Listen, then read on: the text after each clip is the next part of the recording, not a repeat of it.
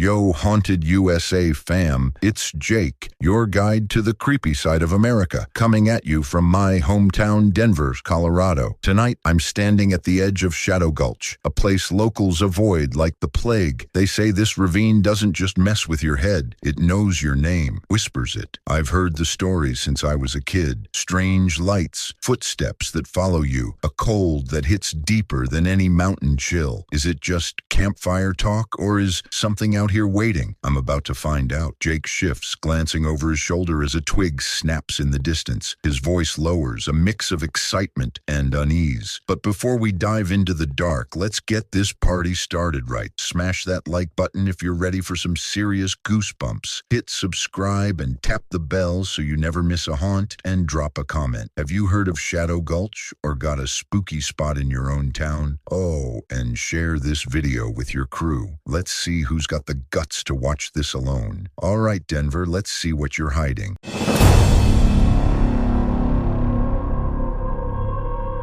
In Denver, Colorado, where the Rocky Mountains loom like silent judges, there's a place called Shadow Gulch. Tucked in the city's outskirts, it's a narrow ravine where the pines grow too close and the air feels heavy like it's holding its breath. Locals don't talk about it much, but every few years, someone mentions the gulch on a hiking forum or a bar stool, and the same story surfaces. People go in, but not all come out. I'm Jake, a 27-year-old bartender with a thing for urban legends. Denver's my home, born and raised, and I'd heard the whispers about Shadow Gulch since high school. Tales of strange lights, footsteps that follow you, and a cold that seeps into your bones, no matter how many layers you wear. Figured it was just campfire talk, but last fall, I decided to check it out. I wasn't a YouTuber or anything, just a guy with a phone camera and too much curiosity. It was October 10th, 2024, a crisp Saturday night. The Broncos game was on, but I ditched my shift at the bar, grabbed a flashlight, and drove to the trailhead near Morrison. The gulch wasn't on any map, but everyone knew the unmarked path off Route 285, where a rusted no trespassing sign hung crooked. I parked, zipped up my jacket, and started recording on my phone. All right, Denver, let's see what Shadow Gulch is all about,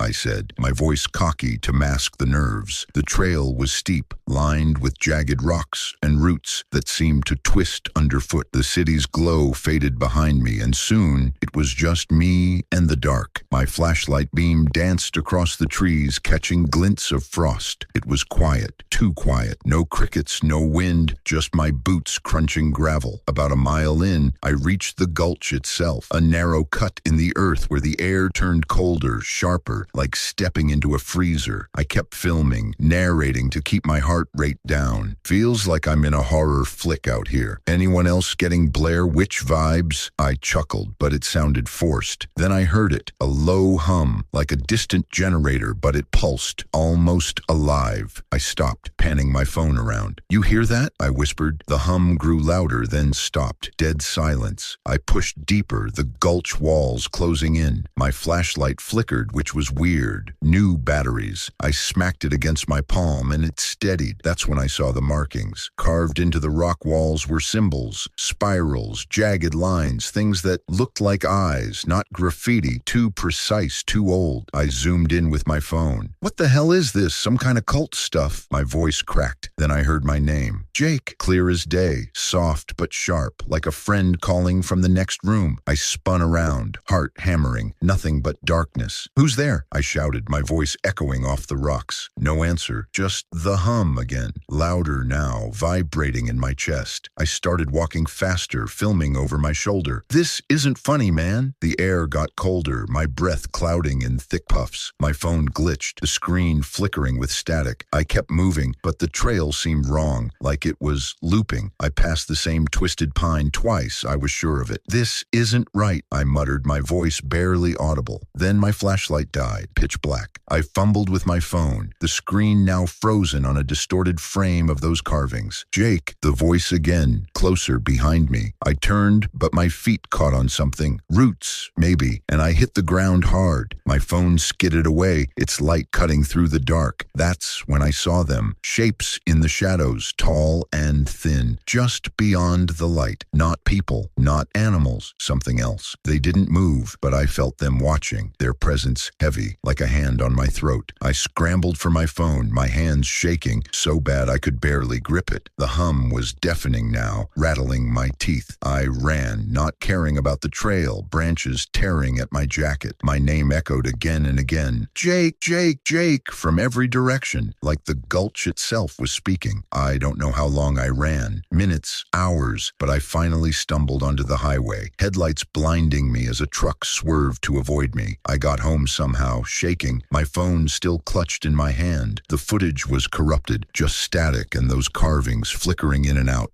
I didn't sleep that night, or the next. Every time I closed my eyes, I heard my name, felt those shapes watching. I haven't gone back to Shadow Gulch. I don't hike anymore, but sometimes late at night, when Denver's quiet and the mountains loom in the distance, I hear it again, the hum, my name, and I know they're still out there, waiting. I tried to move on after that night in Shadow Gulch. I went back to slinging beers at the bar, forcing smiles for the regulars, pretending everything was fine. But Denver didn't feel the same. The city's buzz, Colfax Avenue's neon, the hum of Lodo on a Friday night felt hollow, like a mask over something darker. I'd catch myself staring at the Rockies on the horizon, half expecting to see those shapes from the gulch silhouetted against the peaks. A week later, I was closing up the bar around 2 a.m. The streets were empty, just the occasional Uber crawling by. I locked the door, my breath fogging in the October chill, and started walking to my apartment a few blocks away. That's when I heard it again, the hum, low, pulsing, like it had followed me from the gulch. I stopped under a streetlight, my heart jackhammering. Not real, I told myself, gripping my keys so hard they bit into my palm. But the sound grew, vibrating through the pavement, and then, faint but unmistakable, Jake. I bolted, my sneakers slapping the sidewalk, not daring to look back. My apartment was in an old brick building off Spear Boulevard, the kind with creaky floors and windows that rattled in the wind. I locked the door behind me, double-checked the deadbolt, and sank onto the couch, telling myself it was just my head playing tricks. Stress, maybe. Trauma from the gulch. But my phone sitting on the coffee table lit up. No notification, no call, just the screen glowing, flickering with static like it had in the ravine. And there, for a split second, were those carvings again. Spirals, jagged lines, eyes. I yanked the battery out, something you're not even supposed to do with modern phones, and tossed it across the room. The hum stopped. Silence. I didn't sleep that night, just sat there, staring at the dark corners of my apartment, waiting for something to move. The next day, I went to the Denver Public Library, figuring I'd dig into whatever history Shadow Gulch had. The librarian, a gray-haired woman with glasses on a chain, gave me a funny look when I mentioned the name. Not much written about that place, she said, but she pointed me to the local history section. I found a dusty book on Colorado folklore, published in the 70s with a single paragraph on the gulch. It said the Ute people avoided it, calling it the place where the earth speaks. Settlers in the 1800s reported strange lights and voices, and a mining camp there vanished in 1873. No bodies, no trace, just abandoned tools. The book called it a geological anomaly. Whatever that meant, I kept digging online, scouring Reddit threads and old Denver Post archives. A few hikers had posted about the gulch over the years, stories of compasses spinning, phones dying, and one guy who swore he saw a figure that wasn't right standing just off the trail. Most posts were deleted or the accounts inactive. Then I found a grainy scan of a 1920s newspaper clipping about a surveyor who went missing in the gulch. His journal, found months later, just repeated one phrase: "They know my name." I stopped sleeping much after that. Every night the hum would start, faint at first, seeping through the walls. I'd hear my name, whispered from the hallway, the closet, sometimes right behind me. I started leaving the lights on, but shadows seemed to move in the corners, always just out of sight. I tried talking to my buddy Mike, a co-worker who'd grown up in Arvada. He laughed it off at first, said I was just spooked, but when I showed him the library book. His face changed. My grandpa used to say, "Never go near that place," he said. Said it's not the mountains you're in, it's something else. By November, I'd lost weight. Crash with my cousin in Boulder, get some distance. I packed a bag, got in my car, and started driving up I-25. Spitting static, but wrong, like it was mocking me. Where you going? So that's my story, guys. Shadow Gulch isn't just some creepy trail in Denver. It's something else. Something that knows you. Something that doesn't let go. I don't know what I saw out there or what's still following me, but I'm done chasing ghosts. If you're in Colorado, do yourself a favor. Stay away from the gulch. Don't go looking for answers. Some things, they find you.